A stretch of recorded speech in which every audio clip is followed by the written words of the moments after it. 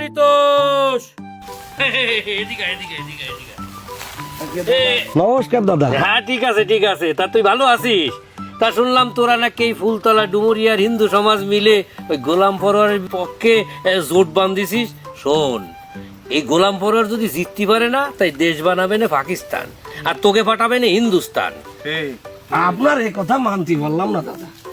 গোলাম পরোয়ার 2001 থেকে 2006 সাল পর্যন্ত এমপি ছিল। আমাকে কিন্তু ইন্ডিয়া জাতি হয়নি।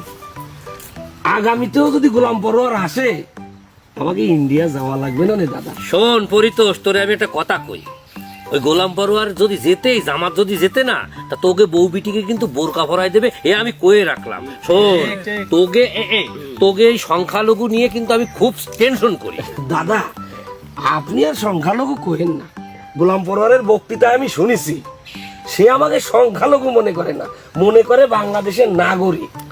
আরে পরিতোষ, আমার একটা কথা শোন, তুই জানিস নি জামাত হলো জঙ্গি। জঙ্গি দাদা, আমাকে ভুল বুঝে আর কাজ হবে না নে। ওই কথাই আছে, সঙ্গে থাকলে সঙ্গী, না থাকলে জঙ্গি। আর গোলাম পরোয়ারের কথা কি কব, এই 5 তারিখের পরে যখন বিপর্যয় আসলো, প্রত্যেক মন্দিরে গোলাম পরোয়ার লোক পাঠায় আমাকে নিরাপত্তা নিশ্চিত করেছে। আমাকে ভয় দেয় আর ভোট পাওয়া যাবে না রে দাদা। মিয়া গোলাম পরোয়ারের পক্ষে ডুমুরিয়া ফুলতলার হিন্দুরা একজোট হয়ে বাঁধিছে। এবার ভোট মিয়া গোলাম পরোয়ারের দাড়ি পাল্লাই হবে। না, তোকে গোলাম পরোয়ার পরা পানি খাওয়াইছে। হ্যাঁ আয়। দাদা, মনে হয় একটু কষ্ট, ভালো উপায় নেই।